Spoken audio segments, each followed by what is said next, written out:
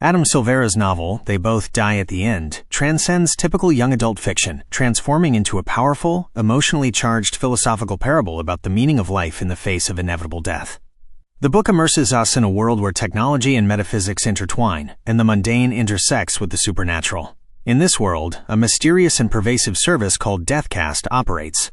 Its unwavering mission is to notify individuals within the early hours of the day, when they have less than 24 hours left to live, of their impending demise.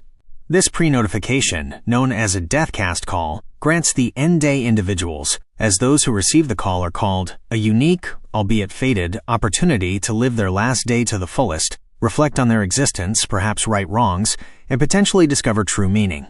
It is precisely such a call that two completely dissimilar yet fated teenagers, Mateo Torres and Rufus Emeterio, receive. Their paths, through a twist of fate and shared grief, intersect at the most dramatic and profound moment of their lives. The night before death, the midnight call and its profound impact on the soul. The story begins on the night of September 4th, transitioning into September 5th, at the very moment the Deathcast call doesn't just alter, but fundamentally shatters the ordinary flow of life for two young people, casting them into a whirlwind of emotional trials. Mateo Torres, a 17-year-old boy, embodies the quintessential introvert who has always confined himself to his own world. His life has been cautious, filled with indecision, constant anxieties, and a pervasive fear of the unknown. He has never taken risks, preferring the comfort, predictability, and safety of his home, which served as a cocoon.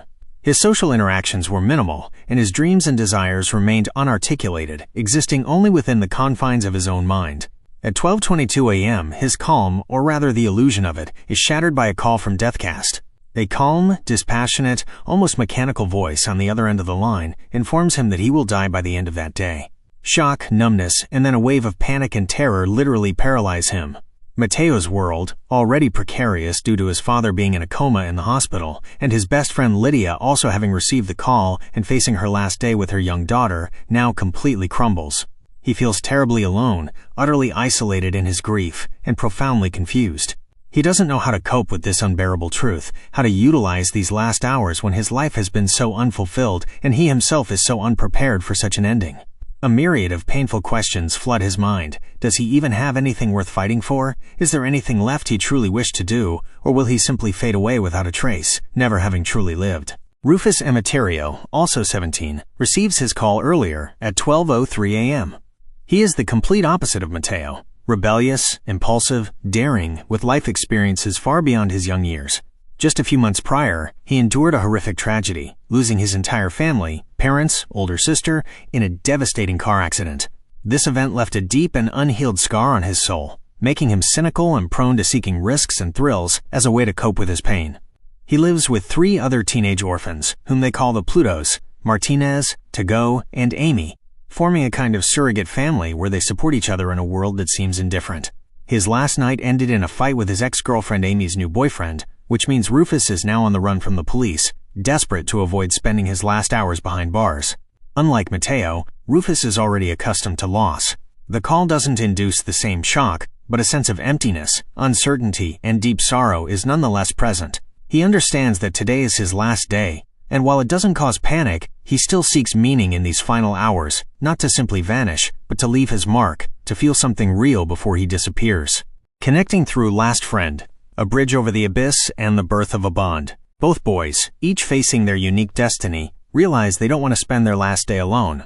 This shared desire, though stemming from different reasons, becomes the driving force behind their convergence. Mateo, following advice from Lydia, who herself received the call and is seeking ways to spend time with her daughter, decides to download the Last Friend app. This app is a unique innovation in a world where Deathcast exists. It was specifically designed for end days, people who have received the fatal call and are looking for companionship to spend their final hours, find a kindred spirit, share their thoughts, or simply avoid being alone in a moment of despair. For Mateo, an introvert who had spent his life avoiding social contact and feeling discomfort in interaction, this was an unprecedented step, an act of desperation. But the desperate desire not to be alone at this critical moment outweighed his usual timidity. It was his first, timid, yet incredibly significant step towards leaving his comfort zone. Rufus also decides to use the app. His friends from the Plutos are already preoccupied with their own final affairs, bidding farewell to loved ones or fulfilling their last wishes, while the police continue to search for him due to the fight. He needs a new plan, an anonymous place where he can be, and perhaps company to avoid arrest and live out this day despite all circumstances. He seeks someone who understands his predicament, someone else who is also experiencing this unique trial, who can share the burden and lighten it. Fate, or perhaps just a remarkable coincidence, brings them together through the Last Friend app. They arrange to meet late at night at Mateo's apartment. Their first encounter is a collision of two utterly different worlds, a clash that creates both tension and the potential for profound transformation. Mateo is insecure, timid, almost translucent in his indecisiveness, appearing so vulnerable. Rufus is bold, direct, slightly rough around the edges, yet simultaneously deeply vulnerable and capable of strong emotions hidden beneath his bravado. Initially, an almost palpable awkwardness and tension hang between them, leading to some misunderstanding. Mateo is intimidated by Rufus's openness, his courage, and his willingness to take risks, while Rufus is irritated by Mateo's excessive caution, his indecisiveness, and his fear of life, which seems to him a futile waste of precious time. However, the realization that they both stand on the precipice of death is a powerful unifying factor that gradually dismantles these barriers. This shared, inevitable destiny serves as a potent catalyst for their deepening connection. They begin to open up to each other, sharing their deepest fears, unspoken dreams, and profound regrets, things they would never have dared to tell anyone else. They find the strength to share their stories, drawing them closer, allowing them to see the true selves beneath their masks and stereotypes. A day of discoveries and adventures, New York is a living canvas and internal transformation. Their last day transforms into a true journey through the heart of New York City, a city that bears witness to their transformation, their farewell to the world, and the blossoming of their love. They decide to live this day to the fullest, doing things they never would have dared to do before, understanding that tomorrow will not come for them.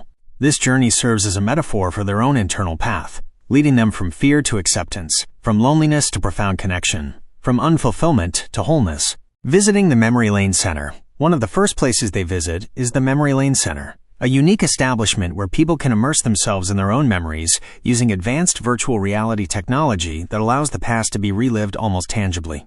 Here, Mateo and Rufus share their deepest memories, deepening their bond.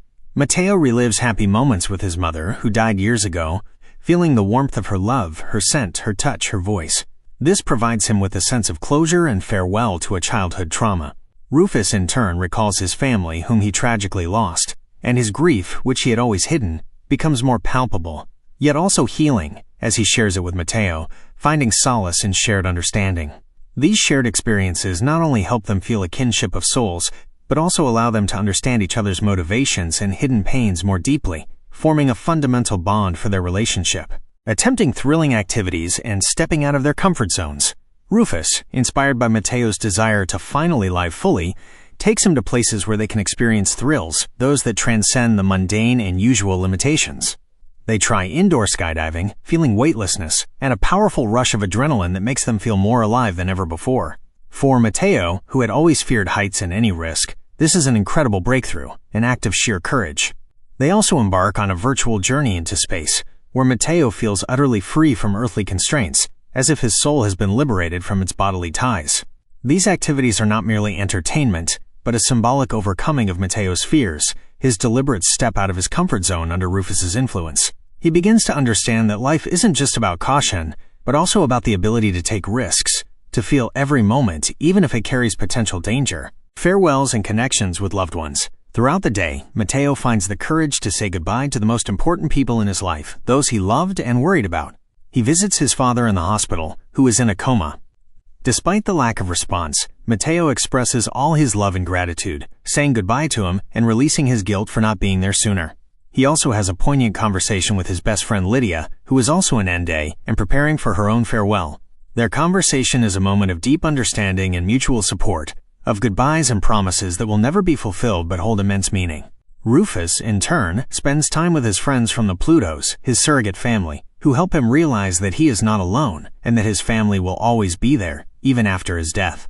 These farewells are a crucial step in accepting their fate and tying up loose ends, allowing them to leave the world with a clear conscience. Visiting the Graveyard Club. One of the most striking and symbolic places they visit is the Graveyard Club, also referred to as the Farewell Club. It's a unique sanctuary for N-Days where they can meet other people experiencing their last day. A unique atmosphere permeates this club, a mix of melancholy, joy, despair, and acceptance. Here, One can see people dancing, crying, embracing, telling their life stories, singing, laughing, trying to cram an entire lifetime into a single day. Here, they realize that death is an integral part of life, a universal experience, and that their fate is not unique but rather part of a larger human experience.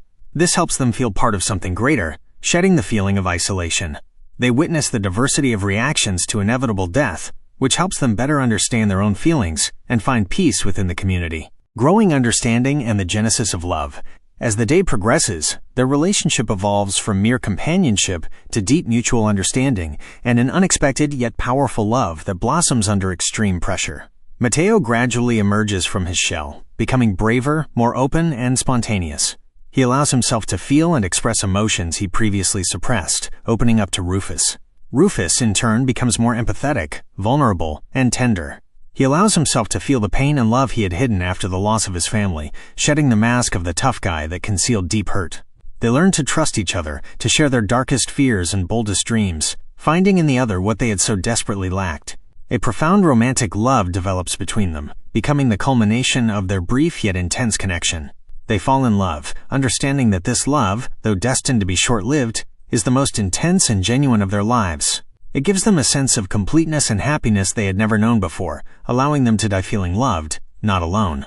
This love, born on the brink of death, is proof that even in the darkest circumstances, light can be found. Climax and the inevitable end, the final cadence of life and death. As night falls and time inexorably runs out, the boys return to Mateo's apartment. This place becomes their sanctuary, a final refuge where they can spend their last moments in intimate closeness. They understand that their journey is ending, but thanks to this day, they have lived more than in their entire previous lives. They didn't just exist, they truly lived. They spend their final minutes together, discussing their dreams, regrets, and desires, embracing each other, trying to remember every moment, every touch, every word, absorbing every detail of one another. Mateo's tragic and mundane death. Mateo dies first, and his death is shocking in its absolute ordinariness and lack of heroism, contradicting any expectations of an end day. Rufus is making tea, and Mateo, feeling thirsty, leans over the sink to get a drink of water. He slips on spilled water, or simply accidentally spilled water, falls and hits his head on the sharp corner of the countertop. This is an unexpected, mundane, almost absurd death, which is both cruel and strikingly realistic. It underscores that death can come at any moment and be utterly unpredictable, even when you know it's coming.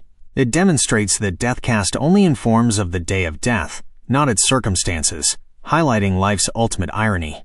Ironically, Mateo, who was so afraid of life and great dangers, dies from an ordinary accident that could happen to anyone, rather than anything grand or heroic. Rufus's selfless death. Rufus is devastated by Mateo's death. He spends his final minutes grieving him, feeling despair, deep sorrow, and unbearable pain from the loss of his newfound love, which felt eternal despite the circumstances. He understands that, despite Deathcast's promise of death, that promise does not dictate how he will die, only that he will die. Accepting his fate, Rufus leaves the apartment to find peace in his last moments, wanting to spend them without dwelling on his personal loss. On the street, he sees an elderly couple who have accidentally stepped into the path of an approaching bus. Without hesitation, Rufus, driven by his instincts and a desire to protect, rushes to help, pushing them out of harm's way, but is himself struck and killed by the bus. His death is also unexpected, but at the same time, it demonstrates his selfless nature, his final act of heroism, performed without thought for his own life. He dies saving others, a powerful testament to how much he had changed and how deeply he had come to value human life. Core themes of the book: the profound meaning of a brief existence and universal lessons. They both die at the end is not merely a sad story about the death of two young people, but an emotional, profound, and inspiring journey of self-discovery and acceptance. The book plunges the reader into reflections on the most crucial aspects of human existence, posing universal questions. The value of life and the acceptance of death. The central theme of the book is the paradox of life and death.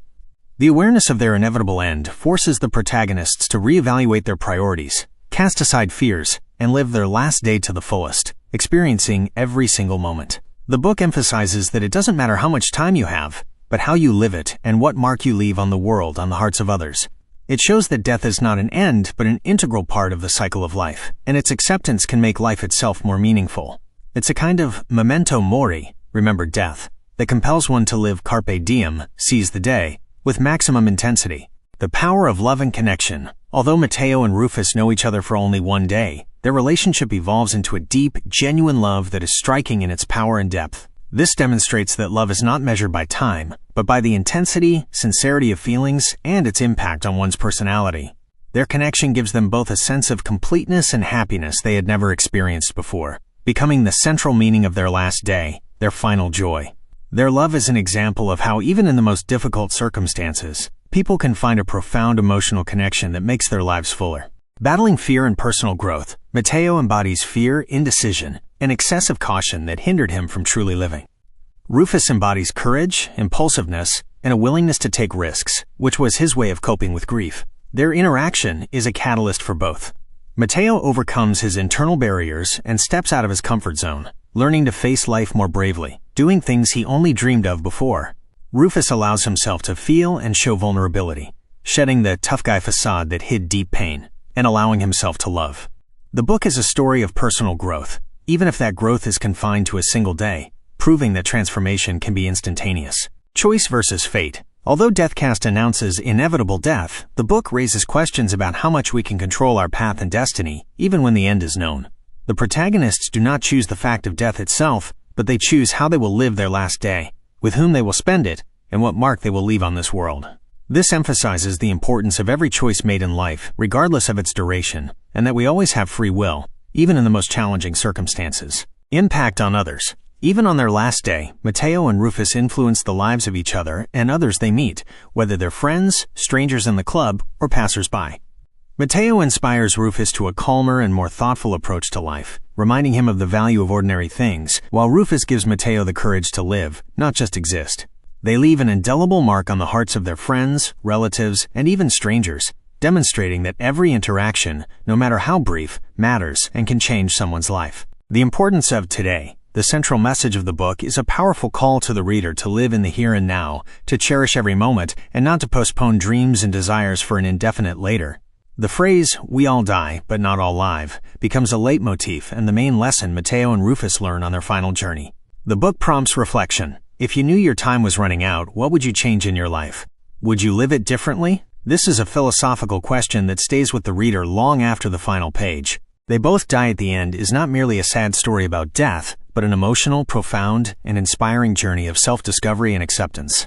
It is a touching, humorous, deep, and insightful work that leaves a lasting impression and compels the reader to reevaluate their own life and their attitude towards finitude.